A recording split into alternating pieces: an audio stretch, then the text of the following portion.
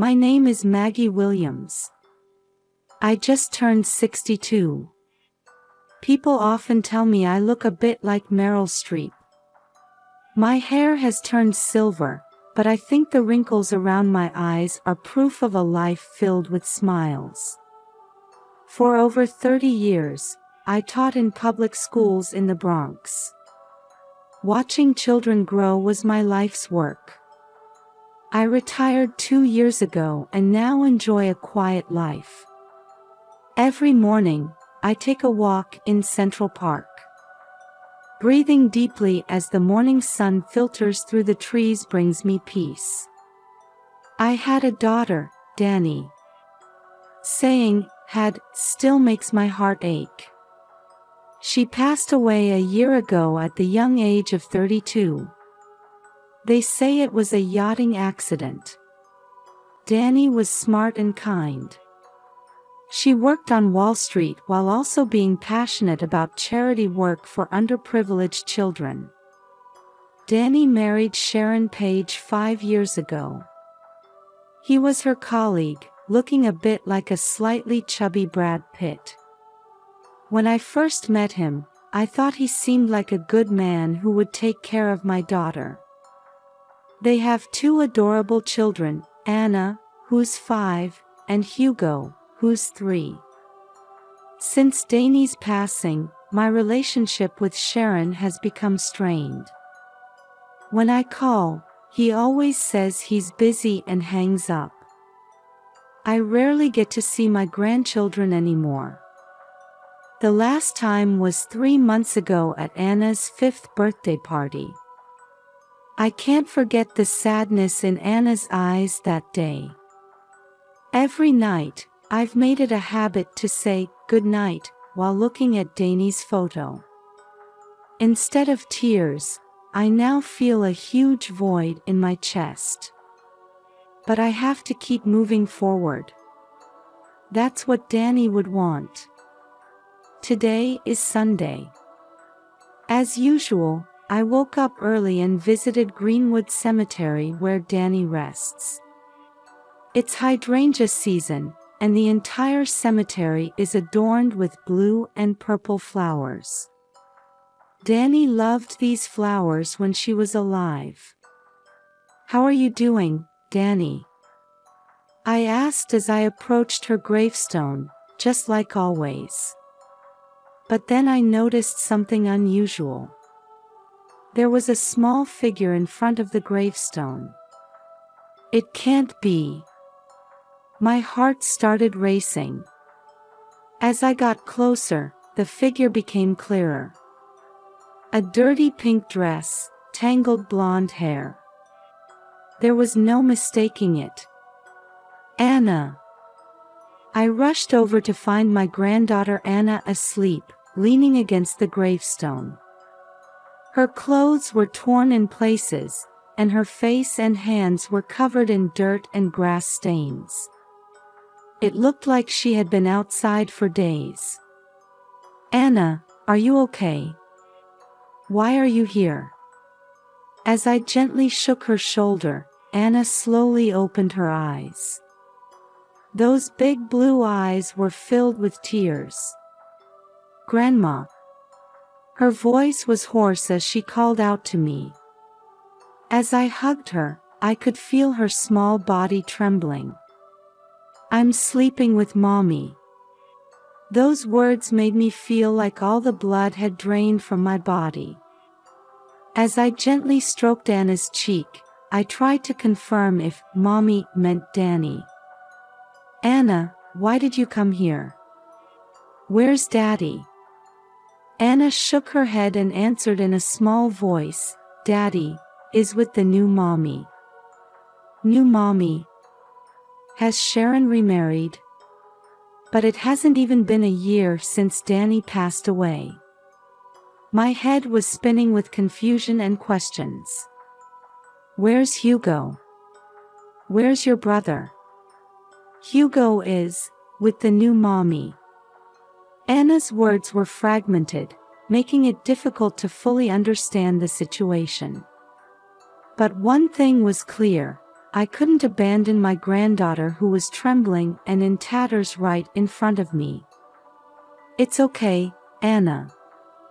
Grandma's here for you." As I picked Anna up, I was shocked by how light she was. I wondered how long it had been since she had eaten a proper meal. Holding her close, I left the cemetery. I didn't know what was going to happen next, but I swore to myself that I would uncover the truth and protect my grandchildren. After bringing Anna back to my home, I felt overwhelmed by doubt and anxiety. Anna is now sleeping deeply on the sofa after having a shower and changing into clean clothes. As I watch her small sleeping face, I try to make sense of everything that has happened. Danny's death, and Sharon's suspicious behavior. Something isn't right. Danny was a strong swimmer and was familiar with handling yachts.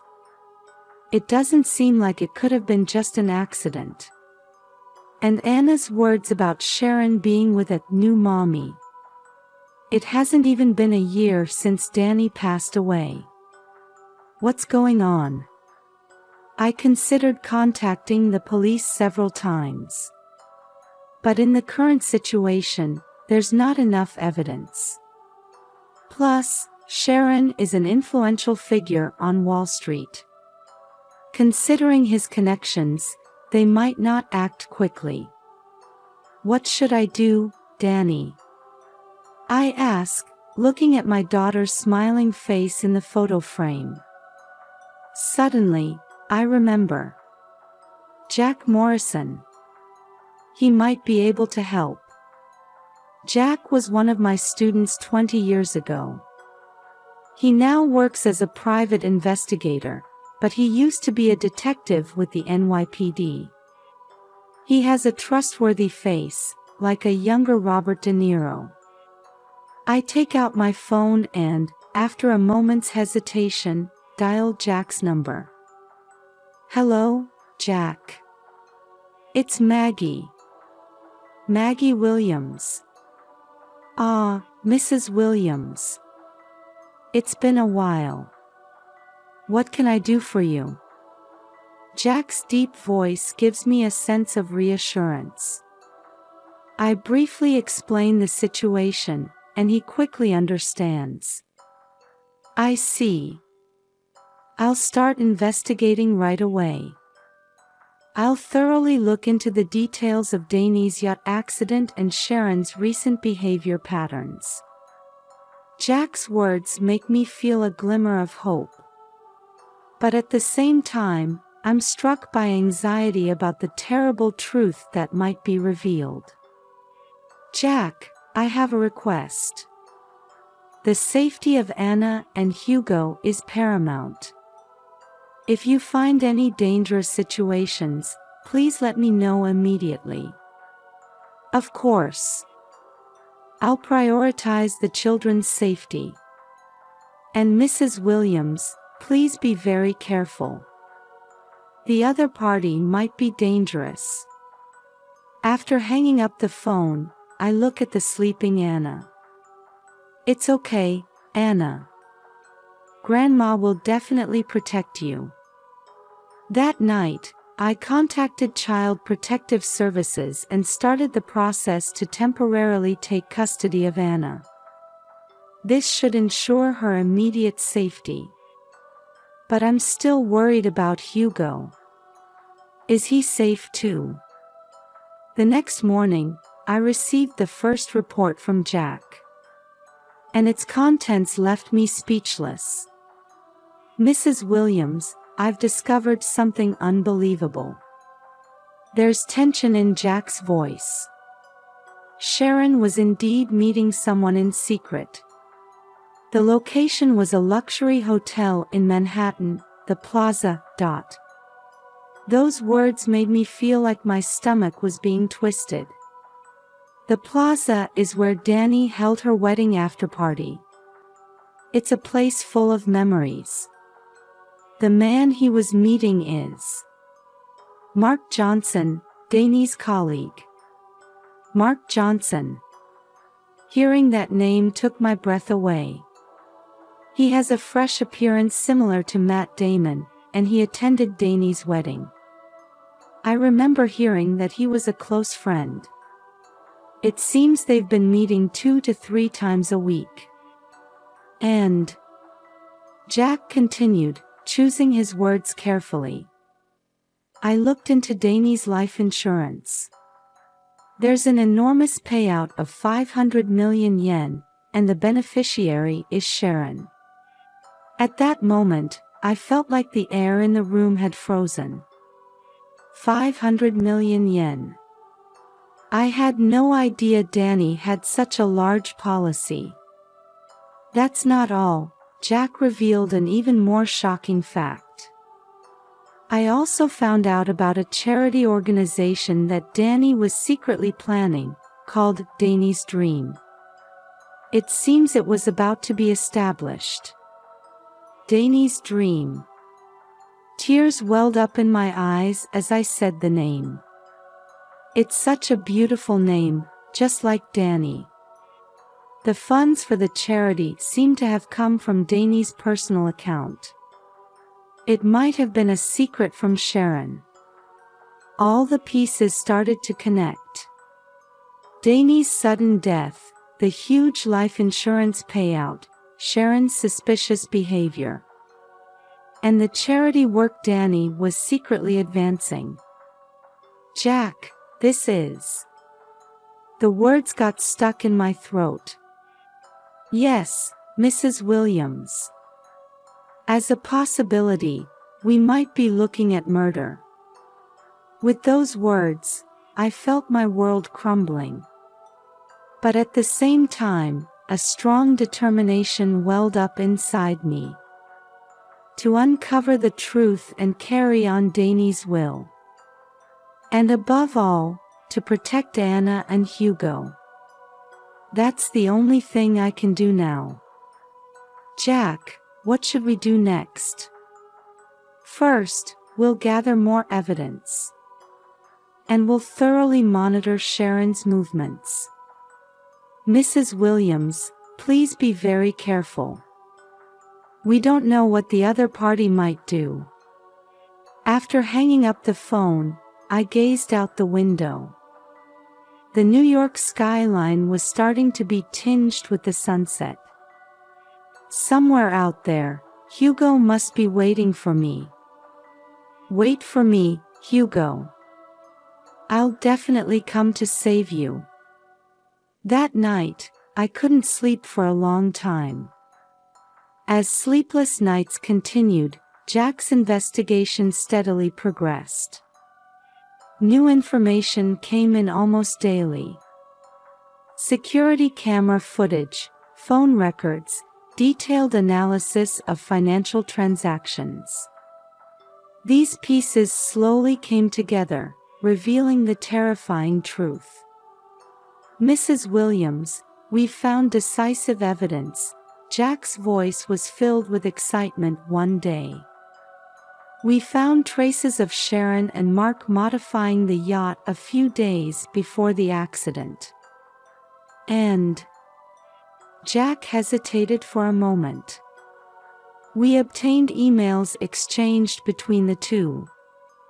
They contained detailed plans for the murder. The moment I heard those words, I felt something crumble inside me. Undeniable fact. My daughter was murdered. Faced with the evidence, I experienced an intense internal conflict. The fear of accepting this truth and a strong thirst for justice. I want to reveal the truth for Danny's sake. But would that hurt my grandchildren even more? Night after night, I struggled with this conflict. Danny, what would you do? Days passed as I questioned my daughter's photo. Then one day, I had a sudden thought. Sarah Goldberg. She was my former student, now a renowned criminal defense attorney. She has a dignified presence reminiscent of Meryl Streep. Hello, Sarah. It's Maggie. Mrs. Williams. It's been a while. What can I do for you? After explaining the situation, Sarah immediately arranged a meeting. The next day, we discussed the evidence in Sarah's office. This is undoubtedly a murder case. But the opponent is an influential figure. We need to proceed cautiously. Sarah's calm analysis helped me regain some composure. First, let's confront Sharon directly. Depending on his reaction, we'll consider our next move. I nodded at Sarah's suggestion. The time had finally come to face the truth. As I prepared myself mentally, I looked at Anna's sleeping face. Grandma will protect you, even for Mommy's sake. And then, the fateful day arrived. Per se, a high-end restaurant in Manhattan. This is where I was to meet Sharon. My heart was pounding as I took deep breaths repeatedly. When Sharon appeared, there was a contemptuous smile on his face. What's this about, Maggie? Suddenly wanting to meet. Sit down, I said coldly. As we sat at the table, I slowly took out documents from my bag. What do you think these are? The smile disappeared from Sharon's face. Records of the yacht modification. And the email exchanges between you and Mark. Sharon's face turned pale. What are you talking about? That's enough. I know everything. That you killed Danny. And why? With trembling hands, I presented the life insurance documents. 500 million yen. Is this what you wanted? And Danny's dream was also in your way. Sharon's agitation intensified. Sweat was dripping from his forehead. No, that's not it. But his words sounded hollow. Admit it, Sharon. You can't run away anymore. At that moment, Sharon's phone rang. It was a call from Mark. His voice echoed throughout the restaurant as Sharon put it on speaker. Sharon, it's over. I'm turning myself in. I can't cover for you anymore. The blood drained from Sharon's face. Mark. What are you saying? I'm going to tell the police everything. I'm sorry, Sharon. It's over. After the call ended, Sharon collapsed into his chair. Why? I asked with a trembling voice. Danny loved you. Sharon covered his face with both hands. Looking at him, I felt a complex mix of pity and anger. Where are the children? Where's Hugo? Sharon answered in a small voice. At Mark's sister's house. At that moment, the restaurant door opened and police officers entered. Jack approached me from behind and placed a hand on my shoulder. Well done, Mrs. Williams. As I watched Sharon being taken away, I let out a deep sigh. It's over now. Danny, I was able to bring you justice. However, I knew this wasn't the end, but a new beginning. The time had come to start a new life with my grandchildren. The week after Sharon and Mark's trial ended, I stood in the Manhattan family court. This time, it was to gain custody of Anna and Hugo. My heart was racing as I took deep breaths. The judge carefully reviewed the documents and looked at me with narrowed eyes. "Mrs. Williams, you're 62 years old. Are you sure you can raise your grandchildren?" I straightened my back and answered in a clear voice. "Yes, I'm confident. I've worked with children for over 30 years as a teacher. And more than anything, I love Anna and Hugo." In court, Dr. Jane Robinson, a child psychologist, took the stand. Children who have lost their parents need a stable environment and loving caregiver. In my assessment, Mrs. Williams is the ideal caregiver. Furthermore, to confirm Anna and Hugo's wishes, the judge met with the children individually. When the judge returned, I felt a glimmer of hope seeing the softened expression on their face. "I've confirmed the children's wishes. They both strongly want to live with their grandmother." Finally, the judge ruled to grant me custody of Anna and Hugo. At that moment, a small applause broke out among the supporters in the courtroom. The day after gaining custody, I began the process of establishing Danny's Dream. I would realize the charity organization that Danny had secretly planned.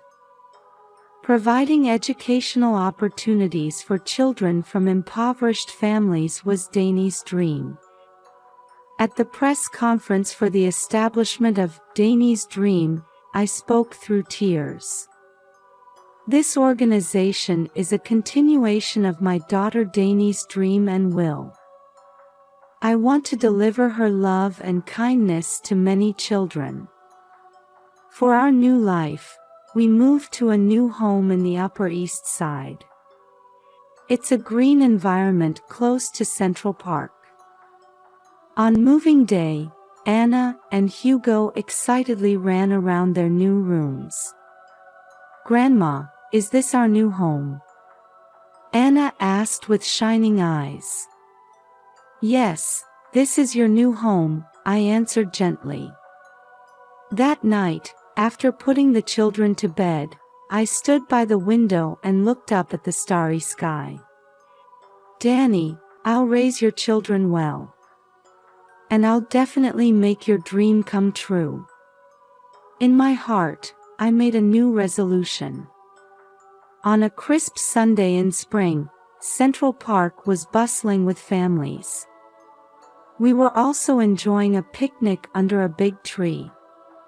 "Grandma, this sandwich is delicious," Hugo said with his mouth full. "Really? I'm glad," I replied with a smile. Anna was chasing butterflies in a nearby flower field. Her laughter carried on the wind. Over the past year, the children have visibly grown. Anna has made friends at school and has become good at drawing. Hugo is still a bit clingy, but he's slowly developing independence. As for me, I've been busy running Danny's Dream. In the year since its establishment, we've already been able to provide scholarships to over 100 children. On our way back from the picnic, Anna held my hand and said, "Grandma, do you think Mom is watching us?" I stopped, looked into Anna's eyes, and said, "Of course. Mom is always watching over you." At that moment, I happened to look up at the sky and saw a beautiful rainbow. "Look at that rainbow. It might be a message from Mom." The children gazed at the rainbow with shining eyes. Watching them, I spoke to Danny in my heart. "Danny, your children are growing up wonderfully. And your dream is slowly taking shape. I'll continue to move forward, carrying your will in my heart." As we left Central Park, I was certain. There's still so much hope and possibility ahead in our lives. Holding Anna and Hugo's hands tightly, we stepped forward into our new future.